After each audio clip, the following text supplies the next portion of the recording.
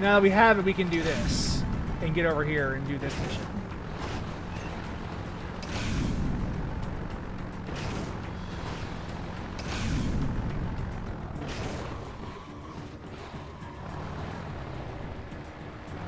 I wouldn't be surprised if their success in the vehicles in this game was what led them to do Jack X. Because, you know, that was always the joke, is 3 platformers in a racing game.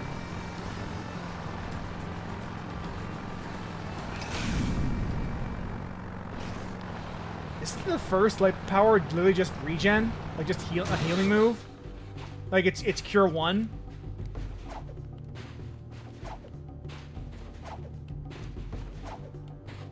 Like, I'm pretty sure it's literally just Cure 1.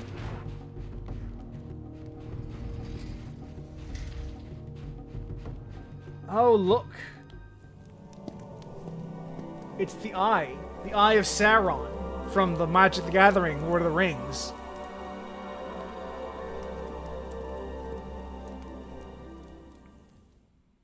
Can you believe Wizards of the Coast actually hired J.R.R. Tolkien to make an entire 3-movie trilogy, or 3-book trilogy, for their newest Magic the Gathering set? Unbelievable. Like, that's impressive.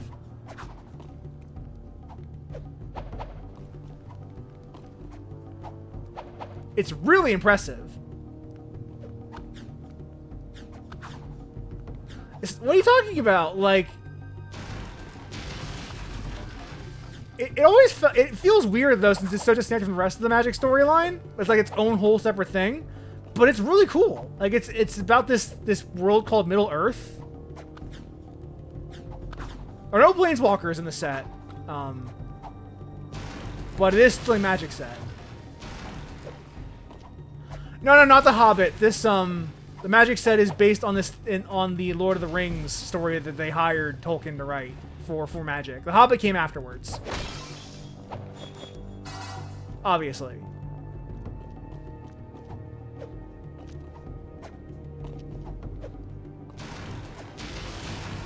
And that was J.R.R. Tolkien getting the rights back and writing the books based on the Lord of the Rings.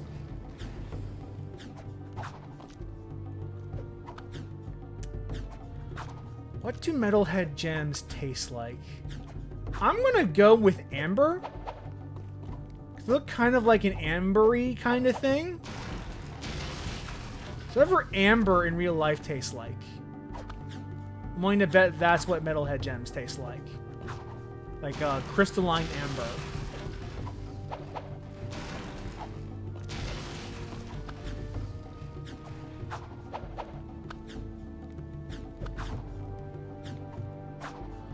I could see lemon candy. Oh, it's this mission.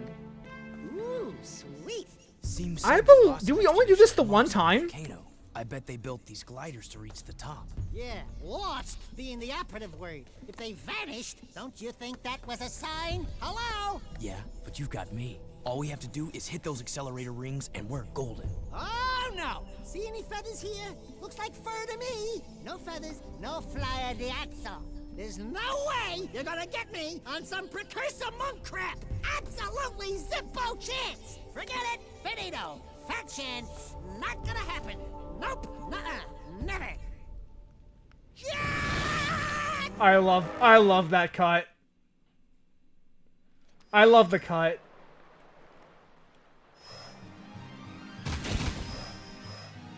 You gotta shoot the closed rings.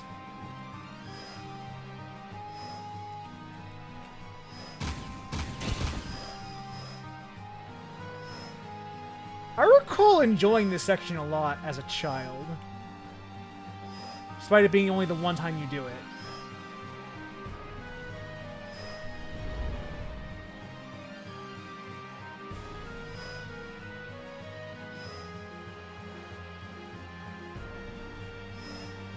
You can also thankfully miss one ring and still be golden. Probably why I like this section. Also, yeah, the music here is pretty cool.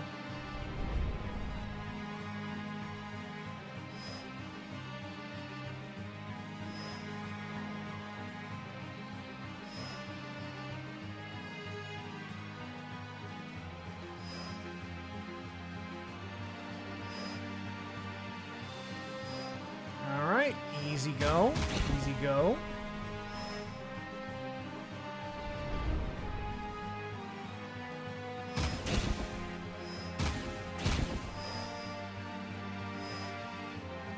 Yeah, this is definitely very, like...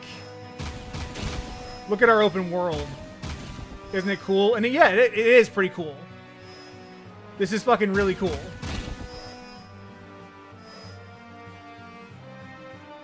Getting the view of the wasteland from this high up. Oh, we're fucked. No, we're probably fine.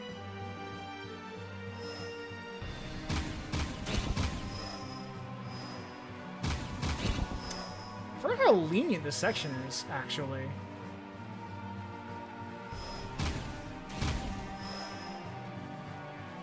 I gotta admit, that sunset looks pretty cool, too.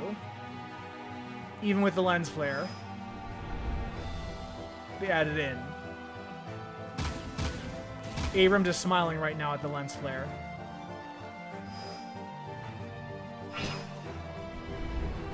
Almost there. Just gotta get a few more rings, and we are in that volcano.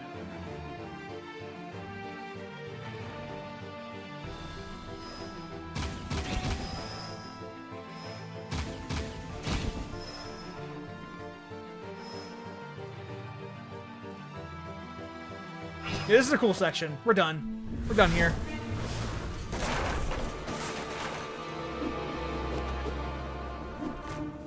Well, now we can't go back the way we came. Let's go check it out.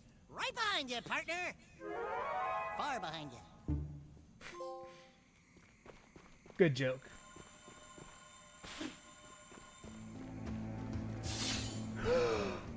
Look at that. Stabby, stabby. The Eye of Sauron says we can't go forward because we haven't bought the latest Magic the Gathering set yet. We need to buy more boosters. Only then will they allow us through. But here's the trick. You should never buy booster packs. Booster packs are for drafts. Buy singles. You'll get the cards you want, and you'll guarantee as opposed to gambling on booster packs. Always buy singles unless you're draft. Obviously, you want packs for draft. Oh, right. People don't play paper anymore. They play on digital clients. You're right. You're right. Craft the cards you need. That's what I meant to say. Ooh, that leaper lizard could come in handy. You're right. People don't play physical card games anymore. They play those digital.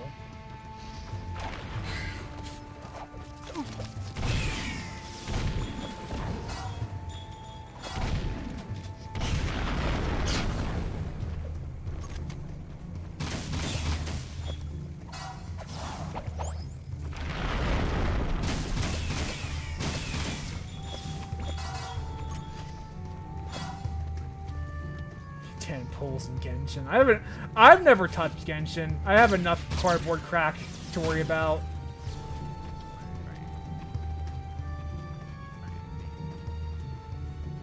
To worry about, like, actual addictive gambling behaviors.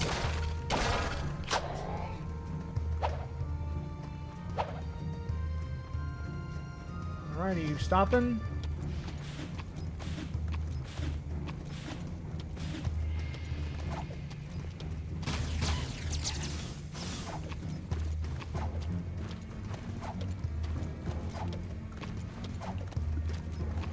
Please stop moving. There we go.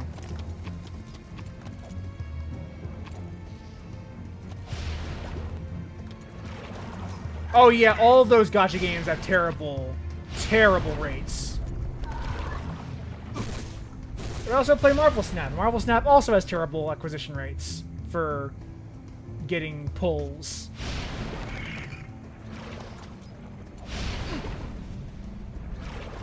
System also sucks ass.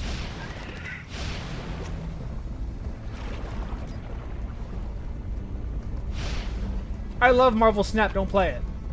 Its monetization model still fucking sucks, even today.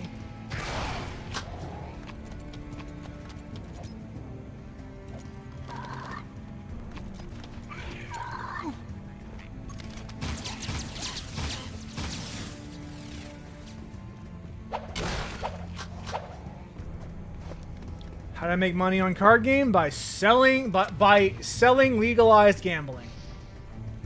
By legalizing gambling and selling it in the form of cards. That's how. Wait here. I'll be back.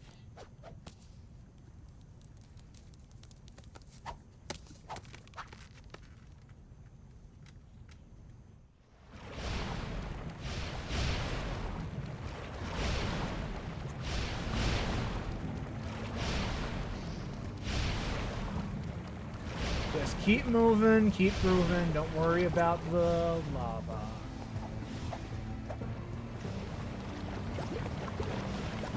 Or do. Or do worry about the lava.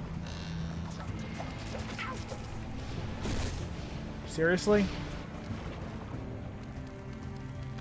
I like them too. I also like that Daxter is not defenseless in this section. Like, he actually can fight back against the metalheads if, you know...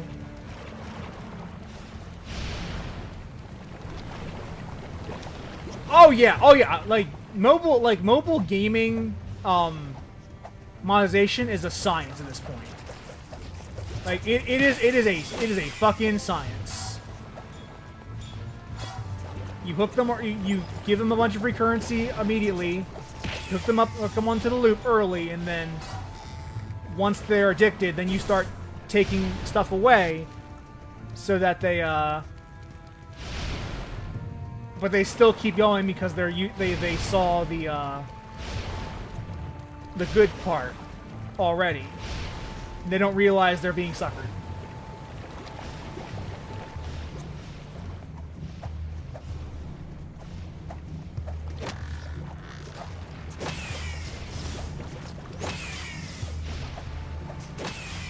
You want to hear the tragedy about Legends of Runeterra? Because you are correct. Runeterra has the most generous monetization system that's ever been in a digital card game. It's not even close. It is very reasonable to obtain every card in the game. But because of that, because it is the most generous version of that mechanic, it's one of the least popular card games in digital TCG space. Because people actually do, like, the prioritization works because it means you just keep coming back. People fall off Runeterra all the time because they collect the full set and they go, oh, I'm done, I guess, and have no reason to log in aside from because people don't log in just to play games anymore. That's not a thing that happens. Part of what happened with Sea of Thieves is that game more or less. Yeah, also that people can't pay to get a leg up because most people probably have all the cards. So it is at that point just player skill.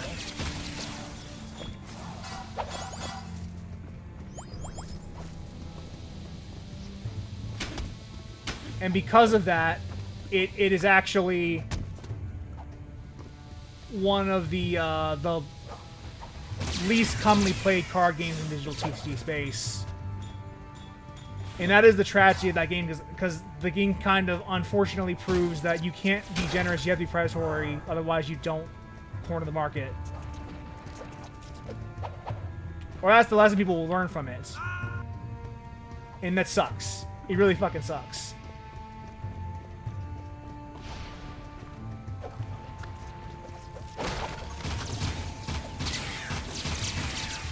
God, this gun is fucking amazing.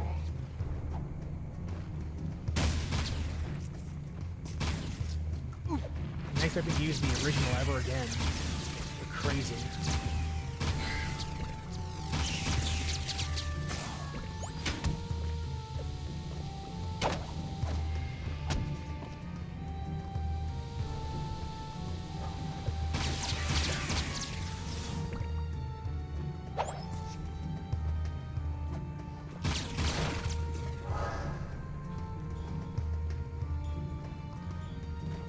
Now, I think Project L will be different because people actually play fighting games to play them. So they probably will see some success in that one.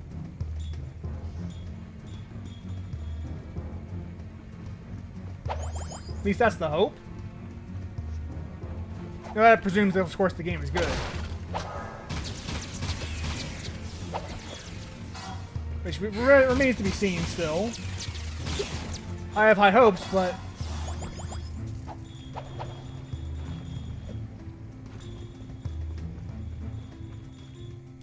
I mean, they've tried free-to-play fighting games where there was a Tekken free-to-play game Do I have to do a while everything? back. It didn't do well. Like, they have tried free-to-play fighting games. They don't typically do well. Like, they did a Soul Calibur free-to-play one, too, and that also did terribly. Like, that's not a new space. It's just one that's not well-trodden because it didn't pan out. Fighting games, people do kind of want to just have the roster. Because if you're playing, like, high level, you need the roster. You need to be able to know what you're going up against.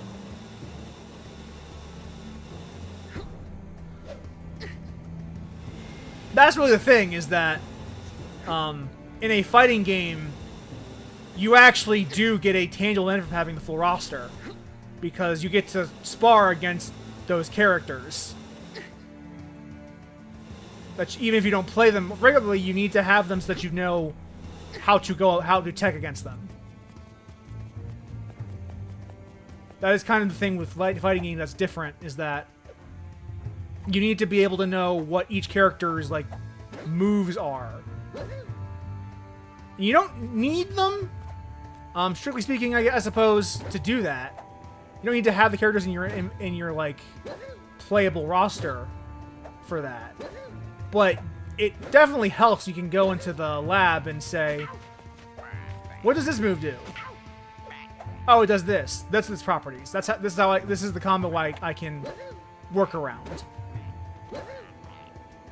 Like, having those options is a tangible benefit to your performance. Which is why fighting game pros will often just want to have all the characters. Also,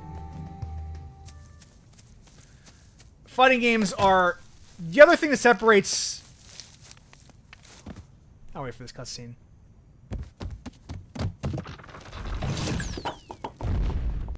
You miss me? The other big thing with fighting games is that the FGC is still, despite COVID, is still very much a community that focuses on physical interactions, and, like, you will go to locals, you'll go to a physical location and play fighting games. And so, when so much of your, like, interaction is physical, and your idea is, like, you want someone to be able to walk in and play with you, you need to have the characters available just so that someone who isn't part of your group can jump in and go, oh, hey, I play Marissa all the time, so I need Marissa in my inventory. I need you to have Marissa, or else I can't play with you. So much of it is just locals. And if you're playing locals, you need to have all the characters. You need it because you don't know who's going to show up that day when it's game time. It could be some new player who just moved into town and is like, man, I'm really good with Chun-Li. And you don't have Chun-Li unlocked? Well, I can't play with you. So much of the experience of a fighting game is in just being in person. And a free-to-play model doesn't really translate in that capacity. It translates great when you're doing ranked online. When you're doing like the local tournament, it doesn't translate as well. Looks like I didn't agree with him. Don't touch it, Daxter. Who knows what more dark ego would do to you? Look at me, Jack. I'm short, I'm hairy, and I itch in strange places. I couldn't do worse. Relax. I know what I'm doing. Oh, yuck! Cold, clammy, dead hands. Oh, I can't look. Look out, Daxter! Jack? Jack? Where are you, buddy? Hey! It's a dark power, Dax. Some kind of invisibility. Yeah, well, cut it out. If you moved that fast a long time ago, I'd still be wearing pants. You know what I really miss? Soft underpants. You know how it lifts and cradles? You wouldn't understand. I love that. Poor guy.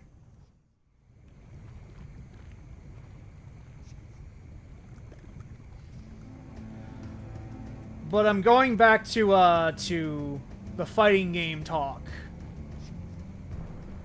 Part of I remember when Soul Calibur 4 came out, and in previous Soul Calibur games, you had to unlock characters by playing the big story progression mode. And part of what made Soul Calibur 4 unique is that you could just buy characters outright from the start of the game and unlock the rest just by playing arcade. And a lot of people were like, thank you so much, because now when I take this to locals, I can just buy it and you can have all the characters in a couple of hours or a couple of minutes.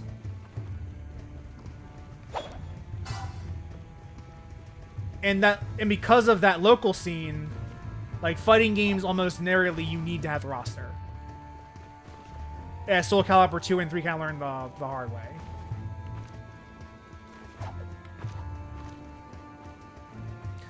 Jack doesn't go commando. Daxter goes commando because he's not wearing anything at all. Now we're invisible, which means the Eye of Sauron can't see us.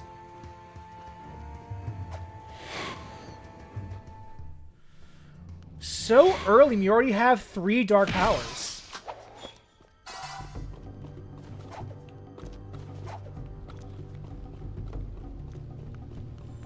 Alright, now to go invisible so that we can go past this thing here.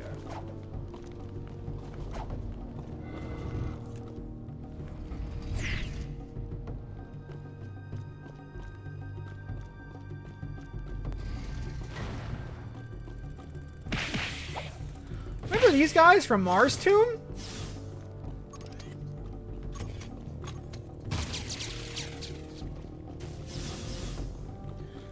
Who needs a scattergun when you got this fucking thing?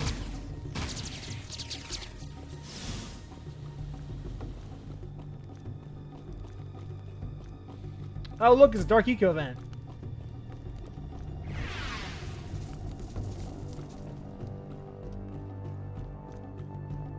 It's full of dankness.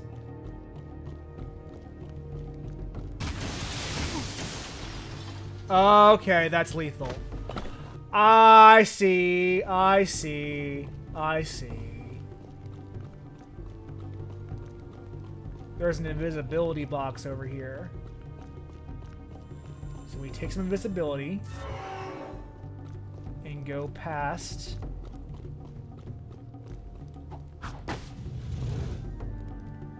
And that kills them all. Right?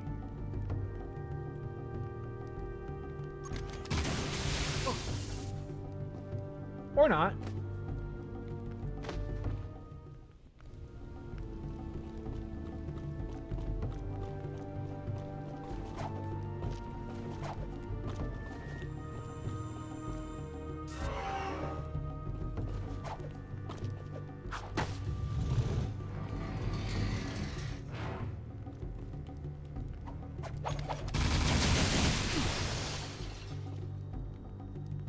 So what are we supposed to do about that? You did that on purpose, right? Oh! I didn't know we had those still. Oh, I didn't know they brought them back for this game. The Daxter quips.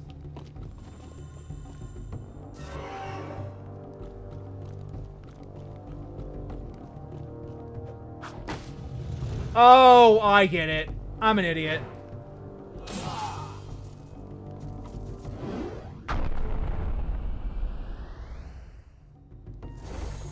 That's why they had you fill up the Dark Eco earlier.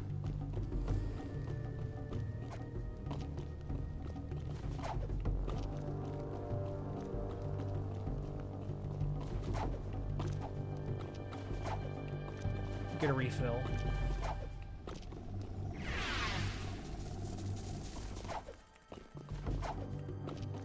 Yeah, that's my bad. I should have known.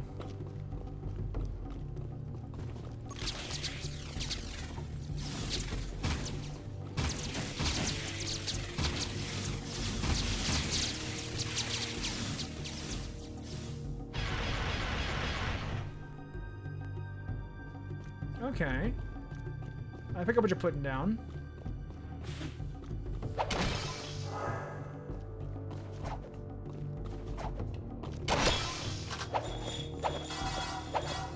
Get those skull gems.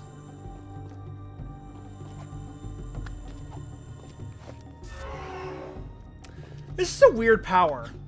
Dark invisibility. Because it's like,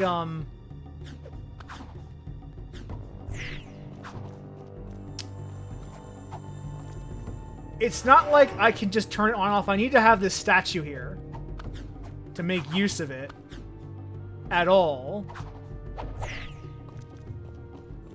So it feels like a pass more than anything else. Like a, you now have the permission to do this section. You're invisible. It doesn't have any actual, like, non-puzzle applications. It is purely a puzzle power. You never use it outside of platforming.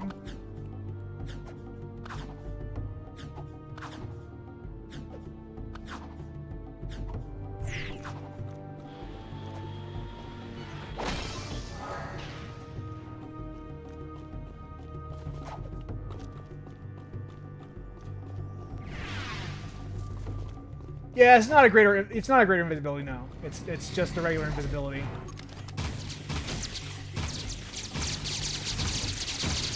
You know, it would be cool if there was like some sort of minor stealth mechanic with the invisibility power, but no, we don't get that.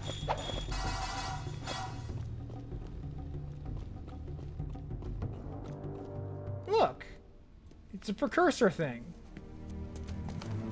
I want no excuses. You told me this could be done. Now make it so. But we have so little time. The Daystar approaches. You know what it brings. Unfortunate, yes. We will deal with that as soon as I have full access to the catacombs. Just continue your work, and I'll deal with those idiots in Haven. I promise, you will meet your makers. Why are the catacombs so important? Oh yeah, the catacombs. That's a thing.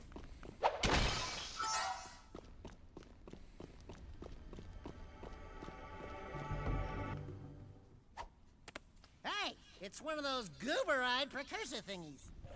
Greetings, great warrior.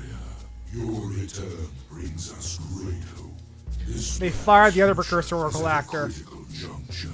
The Dark Ones have found your world again, and fate hangs in the balance with the past and the future collide. Do you have any idea what he just said? Speak the normal language, okay? You will need all the power you can muster to survive this terrible test, Great One. I can handle it. I was talking to the tall one, Shorty. Hey! Look into the light and receive a power, hero. Okay, now you're scaring me. Dax, the Dark Eco. It feels far away. I feel better. Remember that big plot point about Dark Eco killing Jack in the original game? Instantly solved. No longer a problem. It's just done. Instantly, the solution has been had. There's no longer an issue with Dark Eco. It's just. That's all you need to do is just get a bath of Light Eco, and he's all good. We're all good on this front now.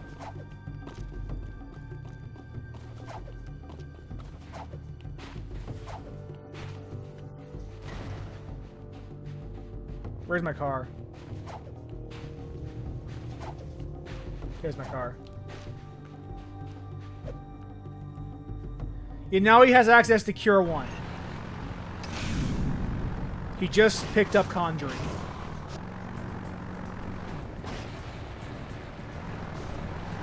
You're a level 1 Conjurer. Maybe someday will become a White Mage.